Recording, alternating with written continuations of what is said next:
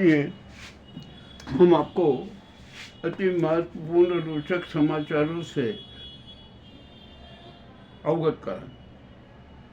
अभी अभी कुछ समय पहले समाचार आया है कि गडकरी जी और शिंदे जी एक साथ हो गए। ये नाजी सरकार के लिए, मोदी सरकार के लिए खतरे की घंटी बज चुकी। अभी अभी फिर एक समाचार आया कि अब गडकरी जी के साथ 121 सांसद हो गए। ये यदि ये संख्या है ना, सही है ना, तो मोदी सरकार का पतन तय है। नाजी सरकार, गुजराती गैंग की सरकार गिर जाएगी। उपराष्ट्रपति चुनाव में महागठबंधन का प्रत्याशी रेड्डी जी विजयी होंगे, ऐसी पूरी संभावना है। अब देखते हैं क्या होता है। और अब ये तो गुजराती गैंग का तो दिन ही खराब चल रहा है।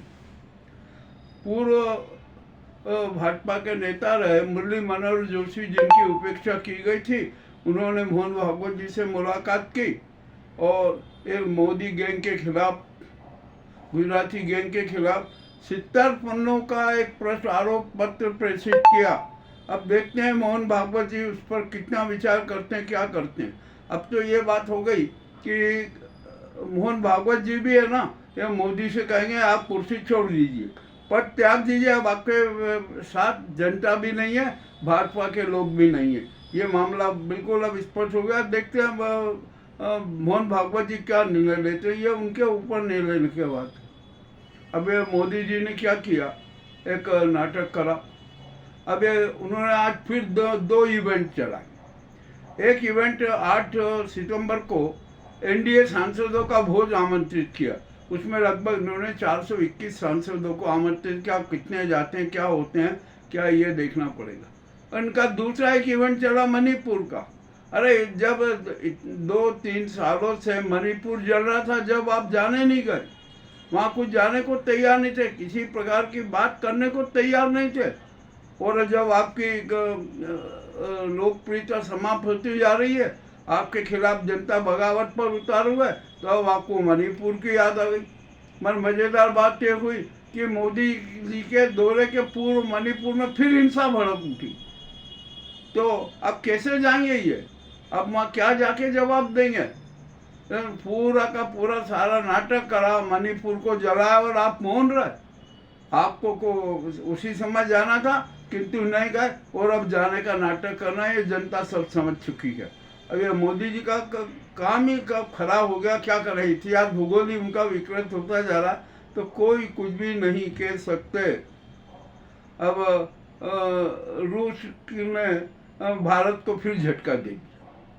मोदी जी का पोल तो खोली थी पुतिन ने, और इसी के साथ साथ चीन से सिस्को सम्मेलन के बाद जाकर पाकिस्तान को अपना भागीदार बना लिया। ये कोई गलत बात नहीं है। मोदी जी चाहे तो कंफर्म कर लें, पुतिन ने तो कंफर्म कर ही दिया। अब क्या किया जाए, कैसे क्या कहा जाए। अब वो ये मोदी गोदी मीडिया है ना, अब बगले झाँक रहा। जब अब पुतिन ने रूस में जो बात कही ना कि ये 45 मिनट की चर्चा झूठ है, सफ़ेद झूठ है, कोई चर्चा नहीं हुई। मात्र मेरे साथ मोदी कार में थे और मात्र 30 सेकंड की बातचीत हुई, और उसमें भी सिर्फ हाय हेलो वाह कुशल से पूछा। और वो पुतिन ने तो मोदी जी को और नंगा कर दिया। उन्होंने कहा कि मोदी शायद अंग्रेजी नहीं, टूटी फूटी अंग्रेजी में उन्होंने बातचीत की। वाह भाई, बहुत अच्छे प्रधानमंत्री हमारे भारत के। अब इससे भी ज़्यादा वो क्या कहे। अब तो विदेशों में भी हंसी हो रही है। अब क्या किया जाए, क्या नहीं किया जाए। ये तो गुजराती गैंग तो इतनी बेशर्म है कि उसको शर्म आती ही नहीं है। इतनी बेइज्जती होने के बाद, इतनी जलालत होने के बाद भी गर्व से कहते हैं कि हम सुपर हैं, हम क्या क्या हैं, ये सब करते हैं। मगर मामला बिखर चुका है। अब सारी राज उजागर हो चुकी है। अब एक चीन में एक बड़ी रोचक घटना हुई। पुतिन, शी और किम और उनकी बेटी एक साथ बैठे। कुछ क्या खिचड़ी पकी अभी उजागर नहीं है, किंतु कोई बड़ा कांड तो होना ही है, कोई बड़ी योजना बनी है। और इन तीनों की एक बैठक के बाद यूरोपीय देशों में बड़े घबराहट हो गई, बेचैनी हो गई कि अब कौन सा क्या प्लान होगा, क्या नहीं होगा। ये भी अब बहुत जल्द उजागर हो जाएगा।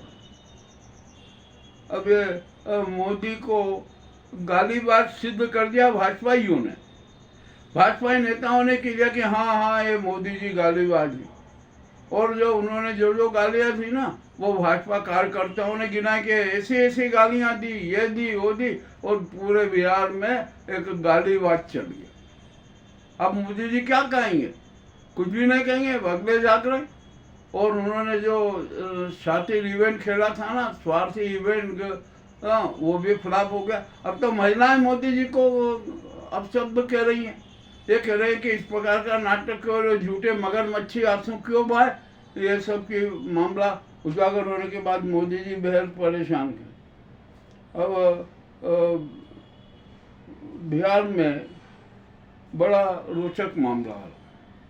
अब वहाँ पर भाजपाइयों को पीटा जा रहा, जो ये बंद कराने के चक्कर में गए थे ना, और जनता से उलझ गए थे। जनता उन्होंने मारा, जनता ने उन्हें पीटा। वे सब अपने जूते चप्पल छोड़ कर भागे।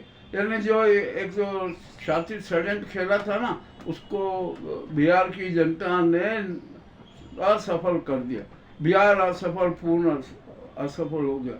भैया सबने समाचार छापे कि बिहार बंद असफल, बिहार बंद असफल। तो इंडियन एक्सप्रेस ने क्यों नहीं समाचार दिया? अरे सच तो देना चाहिए ना। कि इसमें भी एक बड़ा विचित्र बात है, एक बड़ा विचित्र रहस्य है जो जल्दी सामने आ जाएगा। परंतु मीडिया को अपनी आज़ादी बरकरार रखना चाहिए और सत्य उसको प्रस्तुत करना चाहिए। अरे मोदी मीडिया का तो खत्म हो गया, वो तो बगले झाँक। इनका तो इतने बदनाम हो चुके, इतने बदनाम हो चुके, अब तो जनता इनको मुंह पे कहने लगी, अरे चुप रहो दलालों, चुप रहो गुजराती गैंग के बंधुआ मजदूरों, चुप रहो धनखोर चेहरों। ये इतनी बेइज्जती मीडिया की हो रही है, इसके लिए तो ये अब क्या कहा जाए।